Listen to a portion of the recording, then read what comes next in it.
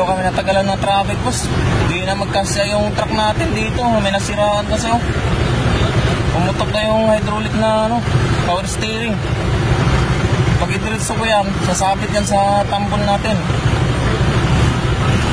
Dito yan sa may Kaybiga, Caloocan. Malapit na sana kami sa Mindanao Avenue. Dito naman sa kaliwa,